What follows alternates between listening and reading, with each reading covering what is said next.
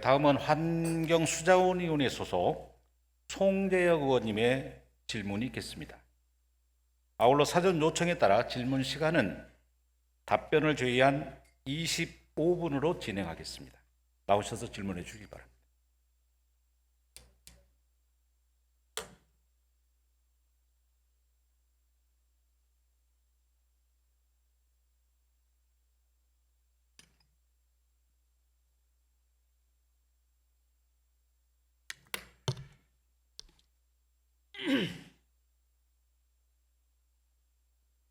네, 존경하는 천만 서울 시민 여러분, 김기덕 부의장님과 오세훈 시장, 조희연 교육감을 비롯한 관계 공무원 여러분, 노원구 제6선거구 출신 시의원 송재혁입니다.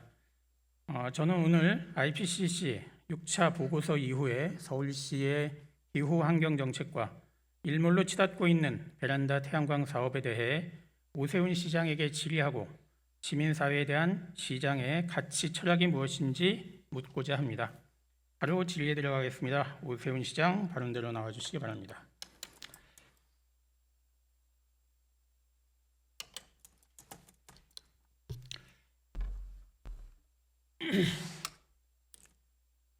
반갑다 세훈아. 제가 시장님이 고등학교 다니던 시절에 대일고등학교와 가까운 거리에서 살았습니다. 어쩌면 그때 제가 조금 더 빨리 인연이 되었으면 지금쯤은 이렇게 부를 수도 있지 않았을까 싶어서 한번 해봤습니다. 네, 너무 어색해하지 마시고. 반갑다 재혁아. 고맙다. 저도 그렇게 부를 수 있었네요. 고맙다. 오늘 저는 발언 시간을 25분으로 신청했습니다. 가능한 많은 발언 기회를 시장님께 드리고자 합니다. 시장님께서 여러 차례 주장하셨던 질의 시간과 답변 시간의 균형을 맞추도록 노력하겠습니다. 그런데 명심해 주실 건 이 시간은 시정 질문 시간입니다. 시정 질문이란 질의자의 질의에 답변하는 시간이고 시장님의 정견이나 정책을 발표하는 자리는 아니라는 것 분명히 말씀드리겠습니다. 그리고 가급적이면 질의의 요지를 정확하게 파악하시고 정돈된 답변을 부탁드리겠습니다. 질의 내용과 관계없이 너무 장황하게 시장님 말씀만 하시면 어쩌면 이번엔 제가 화가 나서 이 자리를 뛰쳐나갈지도 모르겠습니다. 제가 화가 나서 뛰쳐나갔다고 생각하십니까? 흥분하셨습니까 그럼? 글쎄요. 깊은 뜻이 있었습니다. 제 시간은 제한되어 있습니다. 25분. 근데 너무 길어지면 여기 계신 분들이 너무 힘들어질 수 있으니까 가급적이면 제 시간과 시장님의 시간을 균형 있게 제가 5분 더 드려서 시장님 한 30분을 말씀하실 수 있도록 그렇게 해보겠습니다. 제가 2시 57분에 발언을 시작했습니다. 아시겠지만 IPCC 6차 보고서가 지난 8월 달에 발표가 됐습니다. 아시죠? 예. 네. 5차 보고서와 가장 큰 차이는 뭐라고 생각하십니까? 글쎄요. 뭐 구체적인 사정까지는 제가 파악을 못했습니다. 네? 구체적인 것까지는 파악하지 못했습니다. 지금 기후 환경 이 넷제로 이거 아주 중요한 국가적인 세계적인 중요한 시점에 와 있지 않습니까? 예, 중요하다는 사실은 저도 깊이 깨닫고 있습니다. 제가 뭘 질의할 건지 여러 차례 공무원들이 물어보셔서 제가 이거 물어볼 거다 이렇게 말씀을 드렸습니다. 네. 어떤 차이가 있는지 잘 모르신다는 말씀입니까? 네, 그 전에 거하고 비교를 해본 적은 없습니다. 네. 간단하게 말씀을 드리면 저희가 그러면 넷제로 2050에 대해서는 아십니까? 네, 그건 알고 있습니다. 그건 무슨 의미죠? 탄소 배출량을 줄여서 네. 기후 온난화를 막을 수 있는 장치를 마련하자. 뭐 이게 요지 아니겠습니까? 근데 왜 하필이면 2050입니까? 글쎄요. 그것까지는 제가 잘 모르겠습니다. 왜 하필이면 2050? 기후 쪽엔 관심이 없으신 거예요? 제가 알기로 시장께서는 변호사 개업과 함께 환경운동연합에서 일 같이 하셨습니다. 한 1년 후에. 그렇습니다. 그리고 의정 활동을 하시는 과정에서도 환경운동연합과 그리고 지금도 내 시민단체에 관여했던 사람이라고 자랑스럽게 말씀을 하십니다. 네. 그때는 환경에 관심이 많았는데 이제는 별 관심이 없으신 모양입니다. 뭐 그렇게 말씀하시는 건 조금 과하시고요. 구체적으로 왜 2049년이 아니라 50년이야 하는지에 대해서 저는 사실은 조금은 회의적입니다. 회의적이라는 말씀 무슨 말씀이죠? 지나치게 공격적인 목표를 이상적으로 잡았다는 느낌을 지울 수가 없습니다. 바꿔서 말씀드리겠습니다. 2050 탄소 중립을 지키려면 대한민국 경제는 아마 상당히 고통스러울 겁니다. 네, 뭐 그럴 수 있습니다. 그럴 수 있고요. 우리가 2050과 계속 같이 거론되는 단어가 있습니다. 1.5도씨입니다. 네. 1.5도씨에 대한 의미는 아십니까? 예, 2도씨가 아니라 1.5도씨로 목표를 설정했다는 것도 잘 알고 있고요. 우리 그런 수치를 가지고 너무 글쎄요. 그 논의를 위해서는 필요한 수치의 장치이긴 문제가 하지만 아니고 현실의 문제입니다. 네. 우리 환경의 문제입니다. 네. 1.5도씨의 의미가 뭡니까? 1.5도씨 무슨 기준으로 1.5도씨를 얘기하고 있습니까? 1.5도씨가 오르게 되면 생태계가 몹시 어렵고 힘들어집니다. 어디서부터? 왜? 1.5도씨가 뭐냐고요? 왜 하필 2도도 아니고 1.8도 아니고 북극 남부부터 시작해서 지구 전체가 어려워지겠죠. 그런 거 아닙니다. 그런 거 아니고요. 앞으로는 환경운동연합 거론하지 않으시는 게 맞겠습니다. 1.5도씨의 기준은 산업화입니다.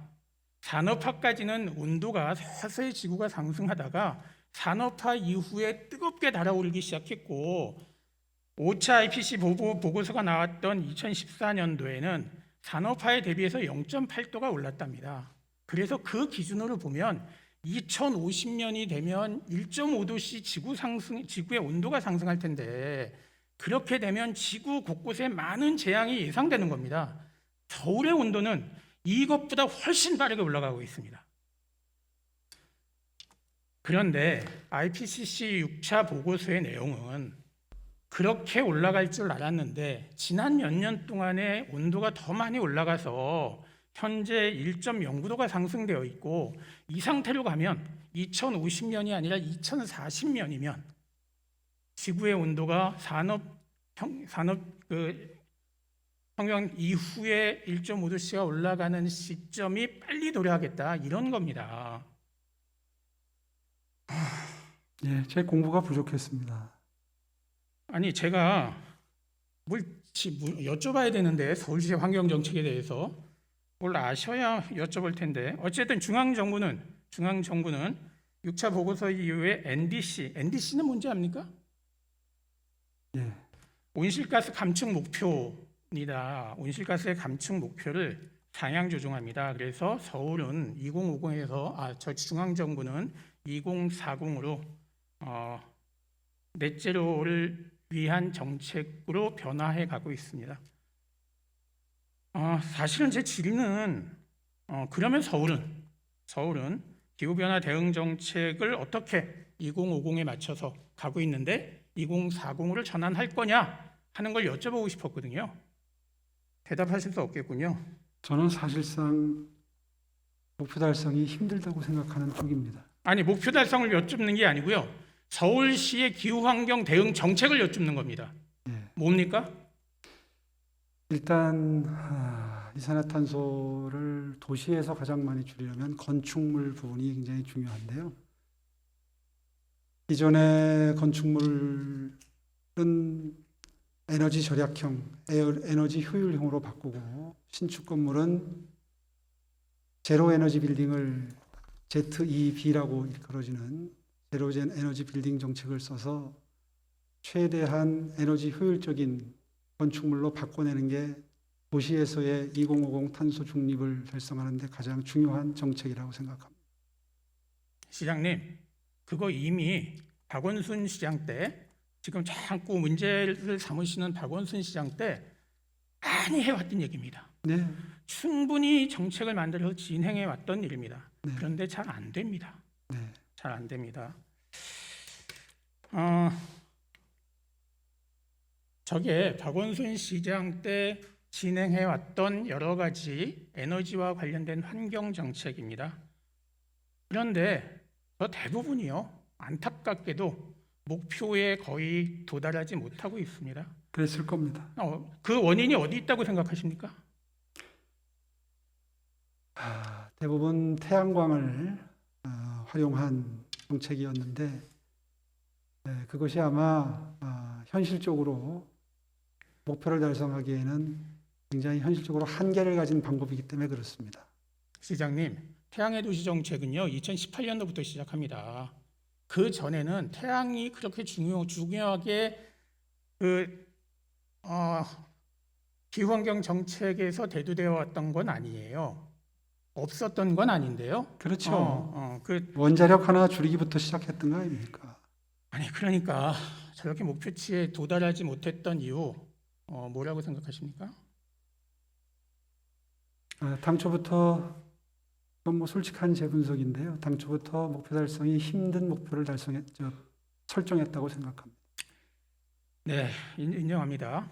네, 그 산출 근거가 부족한 상태에서 희망적인 목표를 설정했고요. 목표를 설정해 놓고 그걸 실행한 의지도 그렇게 적극적으로 보여주지 못했습니다.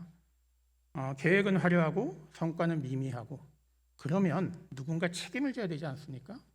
책임을 질 수 있는 구조도 만들어져 있지 않았습니다. 보통 이 화면 좀 봐주시죠. 보통 정책은 저런 순환의 구조를 갖고 가야 됩니다. 이거는 기후환경만의 정책만의 문제는 아닙니다. 사업을 설계하고요, 목표 설정을 하고 그리고 그 설정된 목표를 수행하기 위한 노력을 하고요, 그 이후에 평가를 하고 평가한 다음에 비교 분석하고 결과를 공유하고 그게 다시 돌아갈 수 있는 환류가 이어져야 정책은 지속 가능합니다. 동의하십니까? 동의합니다. 네, 저게 잘 안 됐습니다. 사실 지금 메타 거버넌스, 컨트롤 타워, 기후 예산제 등 많은 정책이 시장님 오신 이후에도 적극적으로 하겠다는 의지는 보이고 있습니다. 아니, 의지는 아니죠. 말은 하고 있습니다. 그런데 실천 의지는 여전히 보이지 않습니다. 메타 거버넌스 아십니까? 뭔지? 메타 거버넌스. 메타 거버넌스. 아니, 환경에 대해서는 아시는 게 없네요. 아니, 오늘은 제가 시장님이 워낙 말씀을 많이 하시려고 해서 시간 얼마든지 드린다 이러고 나왔는데 둘은 말씀을 잘 안 하세요. 메타 거버넌스 뭡니까? 네, 서울시에 설치된 회의체라고 지금 얘기를 들었습니다. 그냥 답답하니까 제가 얘기하겠습니다. 네. 그러니까 메타 거버넌스가 뭐냐가 중요한 게 아니라 이 환경과 관련된 논의를 하는 중요한 기구인 메타 거버넌스가 시장님이 오신 얼마 후부터 아예 열리지도 않습니다.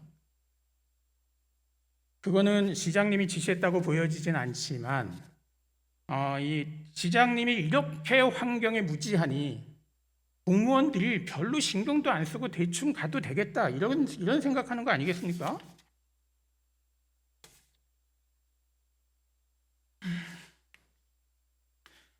기후환경본부의 인력 현황입니다. 보시면 아시겠지만 2010년, 2020년과 2021년에 보직을 받고 가신 분들을 보면 거의 80%가 넘습니다. 저는 기본적으로 저런 구조를 가지고는 저게 어떤 걸 의미하냐 하면 사업을 설계하고요, 목표를 설정하는 사람과 일을 진행하는 사람과 평가하는 사람과 그것에 대해서 책임을 지는 사람이 다 다르다는 거예요. 저래 가지고 무슨 정책이 되겠습니까? 아까 말씀하신 것처럼 산업이 망가지는 게 아니고요, 저런 구조를 갖고 있다면 어떤 목표 설정을 해도 도달할 수가 없습니다. 그렇지 않겠습니까? 아니, 사실은 그래서 제가 시장님께 부탁을 좀 하려고 합니다.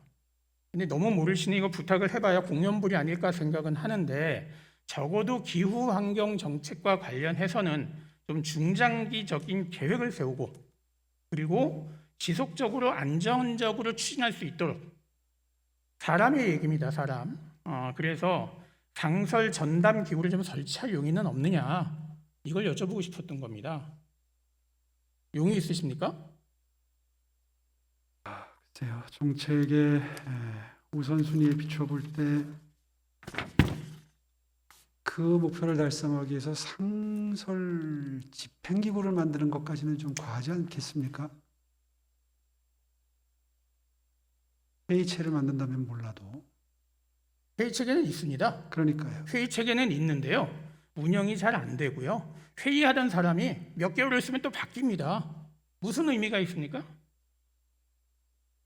그런 회의 체계에 안 된다. 그러니 뭔가 이 전담 기구를 가지고 지속적으로 지구를 살리기 위한 노력을 해야 된다, 이 말씀을 드리는 거예요. 그런데 제가 주제를 좀 잘못 선택해왔다, 이런 생각이 강하게 듭니다. 뭘 아셔야지, 관심이 있어야지 뭘 바꾸려는 노력을 하지요.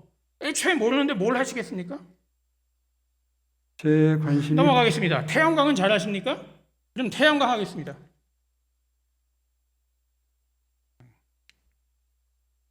흥분하고 있네. 자, 태양광 하겠습니다. 이건 뭘 아시고 말씀하신 겁니까? 저기 보면요, 굉장히 표현이 자극적입니다.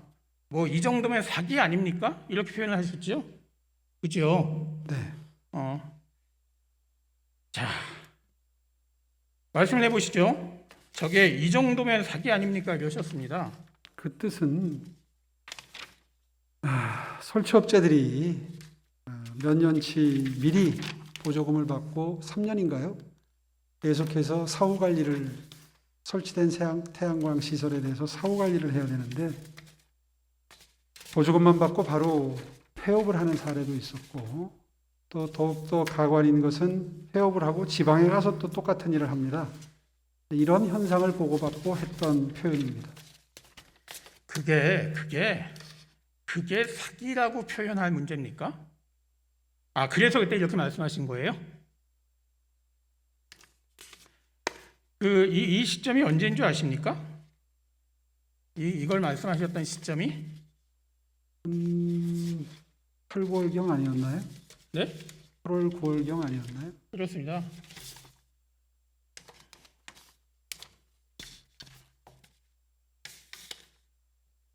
한번 흥분하니까 제가 자료를 잘 못 찾네.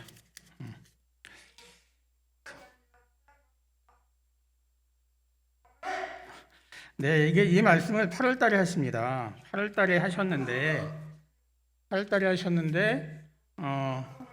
어느 정도 뭐 이걸 알고 말씀을 하셨겠습니까? 일단 감사에 들어가기 전에 평가라는 것을 먼저 하지 않습니까? 네. 그래서 그 평가 결과를 보고받고 그 자리에서 이 정도면 사기인이 형사 고발을 하는 게 옳지 않겠는가, 이렇게 지시를 했습니다. 지금 그게 이 미니 태양광 중에 이거 베란다 갖고 말씀하시는 거잖아요. 베란다 사업을 일몰로 갈 만한 이유가 된다고 생각을 하십니까, 그게? 보조금 사업으로 진행되는 태양광 사업은 제가 취임하기 이전에 2022년이면 일몰이 되는 것으로 미리 계획이 되어 있던 걸로 저는 알고 있습니다. 일몰이 된다는 이야기 누구한테 들으셨습니까? 글쎄 정확히 누구한테 들었는지 모르겠습니다만은 부서 보고 때나 아마 자료를 보고 알게 된 것 같습니다.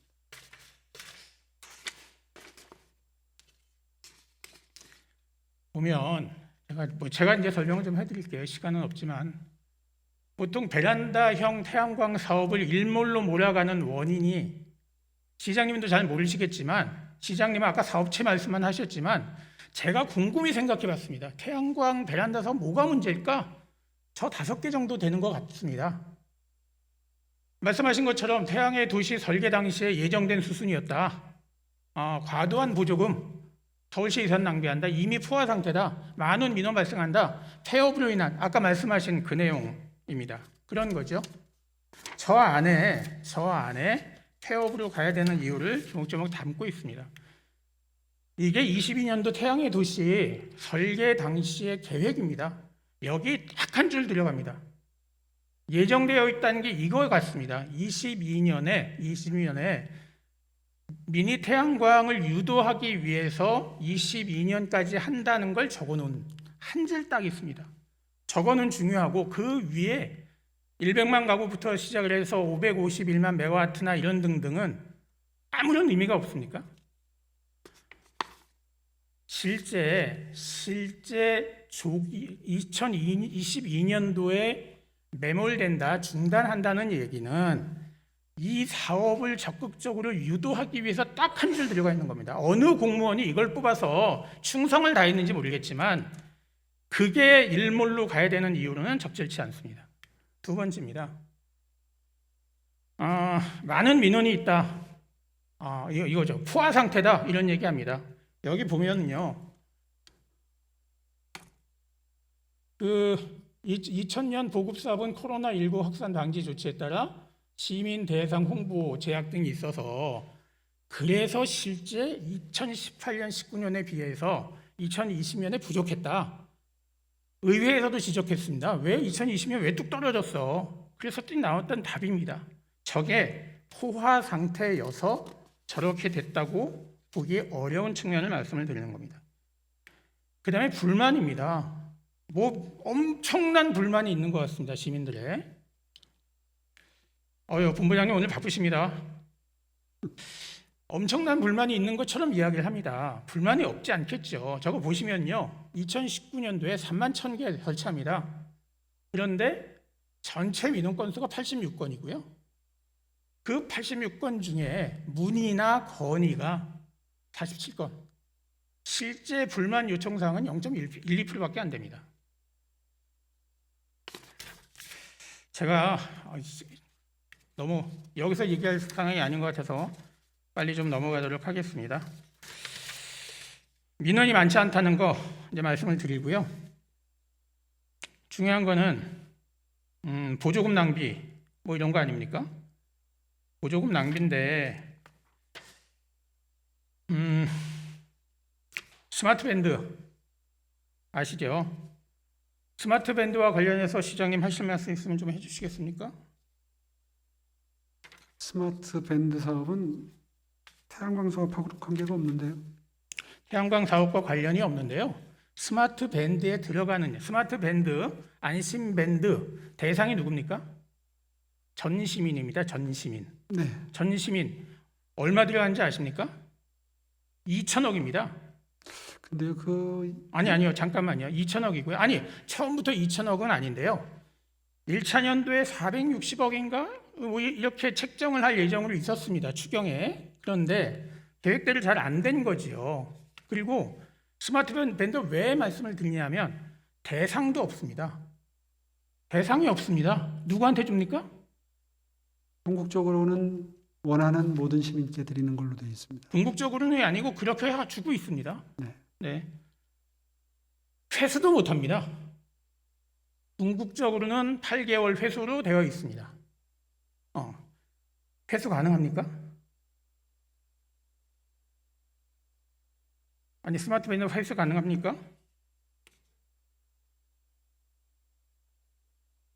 질문의 취지를 제가 잘 이해를 못하겠습니다. 예산 낭비 말씀을 드리는 겁니다. 그 미니 태양광에 쓰는 8년 동안 쓰여진 한 300억 정도의 예산이 어마어마한 예산을 낭비하는 거여서 문제가 돼서 일몰 사업으로 가는 겁니다. 그런 거지요. 일몰 사업으로 가는 미니 태양광에 비해서 스마트 밴드는요, 대상도 명확하지 않고요, 사후 처리도 명확하지 않습니다. 어떻게 진행하실 예정입니까? 그래서 스마트 밴드가 예산 낭비성인데 네, 그렇게도 돈을 쓰면서 왜 이 돈을 아끼느냐 이런 논리신가요? 네, 그렇습니다. 그럼 그렇지 않을 겁니다. 그렇지 않다는 건 뭐죠? 그 스마트 밴드 사업을 제 머릿속에서 창안한 게 아니라 싱가포르에서 이미 시행하고 있는 사업을 벤치마킹한 건데요. 싱가포르에서는 스마트 밴드 사업이 이미 잘 시행이 되고 있습니다. 그 싱가포르의 예와 지금 우리의 예가 다르고요. 아니, 다른 뭐 나라에서 같은- 성공하면 우리나라에서 또 꼭 성공하는 거 아니고요. 지금 아까 말씀을 드린 것처럼 어찌됐든 수거가 불가능합니다.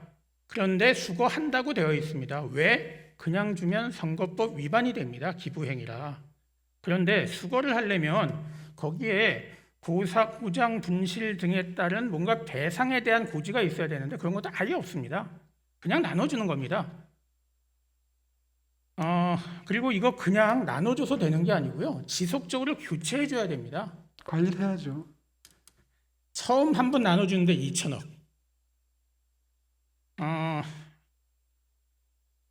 이런 사업을 하면서 실제 베란다형 태양광에 쓰여지는 8년 동안에 쓰여진 한 300억의 돈이 예산 낭비여서 일몰로 가야 된다.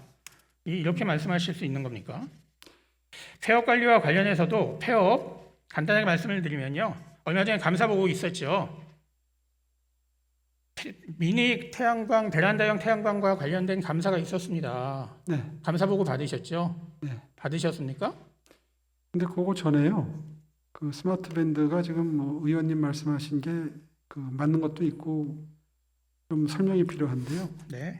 21년도에 47억, 22년도에 62억 이렇게 되어 있고요. 대상은 모든 시민이 맞고 회수와 관련된 문제는 8개월 사용 후에 다시 연장 가능 활용 또 회수 후에는 보건소 같은 데서 회수를 하는데 적정한지 보고 재활용센터에 기부를 한다든가 아니면 업그레이드를 해서 다시 쓸 수 있다 이렇게 되어 있습니다. 아니 그런데 실제 회수가 불가능하고요. 고장 나면 고장 수리가 안 되면 교체해 줘야 되고요. 그리고 첫 단계에서는 원래 매니페스토 집에 계획 잡았던 건 첫 해에 추경으로 한 400억 쓰고요. 그 다음부터 본격적으로 한 2천억 쓸 예정이었어요. 계속 문제 제기가 되고 상황이 안 맞으니까 좀 축소를 한 거고 계속 확대갈 계획이 있으신 거잖아요. 네, 넘어가겠습니다. 감사 보고 받으셨죠? 태양광 산업 감사 네네네. 보고서요? 예, 받았습니다. 거기 보면은요, 실제 이것에 대해서 책임져야 될 사람은 점검계획은 수립하고 이행하지 않는 기후환경본부와 에너지공사의 관리 책임만 짚고 있습니다. 대부분이 다 그렇습니다. 넘어가겠습니다. 제가 사실 이게 태양광 사업을 얘기하는 의도는 아니었는데 너무 얘기가 장황해지고 길어져서 좀 제가 당혹스럽습니다. 저런 말씀하셨죠. 중간 지원 조직이라는 중개소, 뭐 대무, 재갈 이런 얘기를 말씀하셨는데 저는 처음에는 저런 뉴스를 접하면서 아니 어떻게 이런 말씀을 하실 수 있지? 이렇게 생각했습니다. 그랬더니 소위 막말을 하시는 게 한두 번이 아니신 것 같습니다. 마음이 괴로우면 서민, 그래서 서민에게 상처 주고 장애인이 만든 상품은 질 떨어져 그래서 장애인 비하하고 개발도상국에 가서 한 달만 지내보면 깨닫는 게 국민적 자부심이라고 청년 현실 외면하고 대통령 겨냥해서 중증 치매 환자 넋두리 같은 소리 한다고 하시다가 당내에서조차 오세훈 막말주의보가 발령됐다 하는 얘기들이 있습니다. 이와 관련해서 해명을 좀 하시겠습니까? 해명할 가치를 못 느낍니다. 다 맞는 말인 거죠?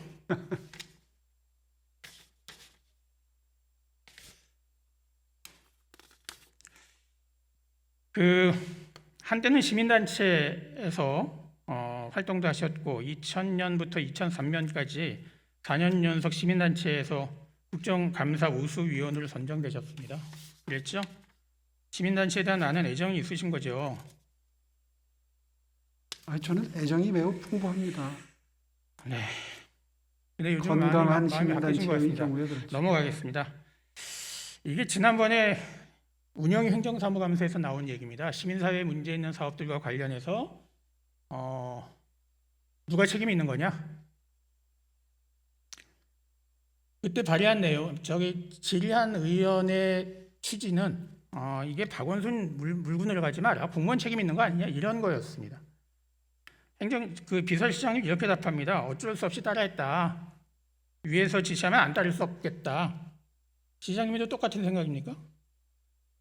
아마 다들 민감한 문제니까 직설적으로 말은 못해도 다 하고 싶은 마음 가득 있는 이슈가 아닌가 생각합니다. 무슨 말씀입니까? 공무원들 입장에서 저는 지금 송재혁 의원님의 입장을 100% 이해합니다. 그동안 제가 서울시 바로 세우기 사업의 대상으로 되어 있는 사업들을 살펴보면서 시의회 속기록을 좀 쭉 한번 볼 기회가 있었는데요. 송재혁 의원님이 굉장히 열정적으로 앞장서서 서울시의 잘못된 정책들을 지적하고 질타해 오셨다는 사실을 보고 정말 깊은 존경의 마음을 품게 됐습니다. 제가 시장님 덕분에 참 많이 유명해졌습니다. 여기저기 언론에도 뜨고요. 뭐 많이 네. 보고서에도 나갑니다. 그런데 인용은 취지를 살려서 해야 됩니다. 옛날 코미디 프로에 신문 몇 개 찢어 붙였더니 미국 대통령이 한국 대통령 되는 코미디 있었습니다. 인용을 하려면 취지를 정확하게 파악하고 인용하는 게 맞습니다. 그렇죠. 제가 인용을 한 건, 제가 말씀을 드린 건 조금 더 잘해보자, 개선해서 이 주민자치와 마을 공동체를 잘 발전시켜 보자라는 취지였습니다. 맞습니다. 그 지적을 따서 거의 축소하고 말살하기 위한 정책으로 가는 것, 그렇게 인용하는 것, 그거 옳지 않고요. 한 가지만 여쭤볼게요. 많이 그런 말씀하시죠. 다수당인 민주당이 발목 잡는다 이런 말씀하시잖아요. 아니 여기저기 보도됩니다. 아까도 거기도 발목 잡는다 저는 이러시는데. 그런 표현을 좋아하지는 않는데 하여튼 뭐 그런 마음입니다. 아니 아까 말씀하신 거 보니까 뭐 별 말씀을 다 하셨던데 발목 잡는 거 아니다. 민주당인 다수인 의회에서 박원순 시장 때도 비판할 건 신랄하게 비판했다. 단 비판한 내용을 정확하게 파악하고 인용하는 게 좋겠다.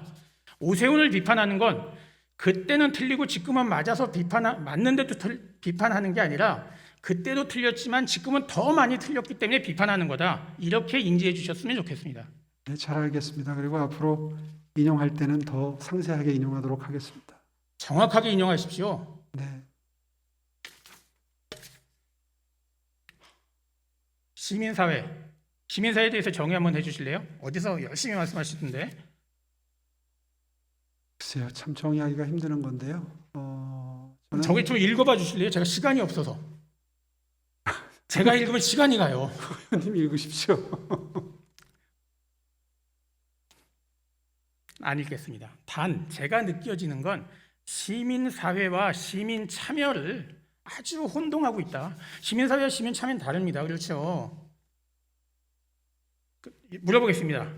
주민자치, 찻동 안의 마을 시민사업입니까? 시민단체입니까? 글쎄요, 시민단체라고 하기는 어렵겠죠. 아니죠. 네. 시민사회는 맞습니까? 글쎄요, 뭐 둘 중에 하나를 선택하라면 시민사회라고 이야기하는 게 더 가까울 듯합니다. 주민자치와 찻동은요 설계 자체를 관이합니다. 시민이 한 게 아니에요. 그것부터 이해하셔야 된다고 생각합니다. 사실 제가 기후 때문에 많은 시간을 허비해서 원래 이것 때문에 나왔는데 자꾸 급히 넘어가야 됩니다. 정치와 제도의 영역 안에 있습니다. 행정과 복지 체계를 강화할 목적으로 시작했습니다. 저는 차라리 시장님이 이 영역을 좀 더 확대하고 적극적으로 추진해 줬으면 좋겠습니다. 그럴 의향은 없으신 거죠? 저하고 생각이 많이 다르십니다. 시장님은 애초에 시민 참여에 부정적이셨습니다. 4월 7일 날 시험하고 저하고 처음 만난 게 4월 14일 위원장들과의 간담회입니다. 그날 기억하시죠? 박원순 시장이 추진했던 주민 참여 사업처럼 허접한 사업이 없었다. 이렇게 표현을 합니다. 그때 뭘 제대로 파악했겠습니까? 제가 그날 기억에는 시민 참여, 주민자치, 마을 공동체조차 구분하지 못했습니다. 인용을 하시려면 정확하게 해주시면 좋겠는데요. 똑같이 제가 시민 참여 사업이 허접하다 이렇게 표현했던 주민 참여 사업이 허접하다 했습니다. 주민 참여 사업이 허접하다고 이야기한 뜻은 사업 자체가 허접하다는 뜻이 아니라 현장에서의 시행하는 장면을 보면 참으로 분노를 느낄 정도로 허접하게 시행되고 있다는 뜻이었습니다.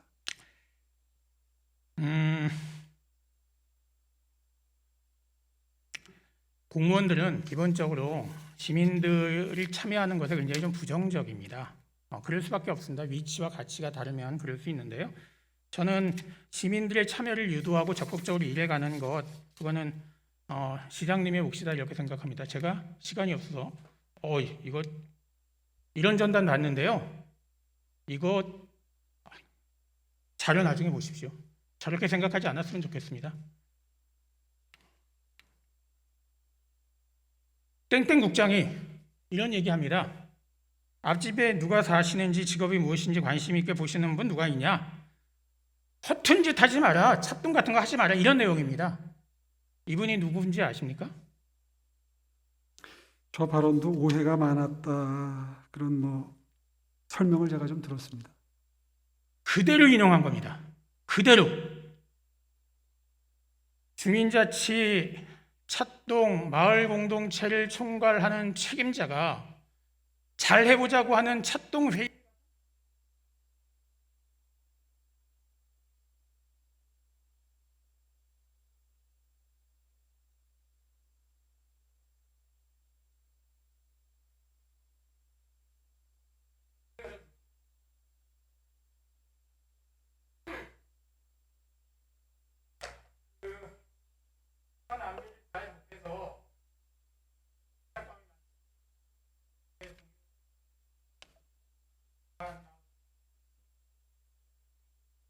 방송은 사실 설명드리지 않으시겠지만 마지막으로 준비한 발언을 하고 오세훈 시장과 저는 알며 교육 현장을 메우고 몸과 마음을 바쳐 성을 다하겠다는 맹세를 하며 독재 시절이던 그와 지금 하며 개인적으로 가장 큰 변화는 참여로 베란다형 태양광 자치 마을 공동체 참여 예산 이 모든 사업들은 참여에 의해서만 오세훈 시장은 이런 사업들을 하거나 하려고 대왕적 군부 독재에 익숙했던 동시대 일부 사람들은 거리 깊은 곳에 대한 남아있습니다. 마치 제왕적 관리는 혼란스럽고 적이라고 여깁니다. 저는 그 일부 사람들의 배운 가만히 있기를 군도편에 간단하게 정리해 주시죠. 이는 제도가 아니라 사람이 합니다. 누가 일을 하느냐에 따라서 제도도 바뀌고 대상도 바뀌고 선난 시민의 현명한 판단과 발전을 기원하며 오랜 시간 해주셔서 감사합니다.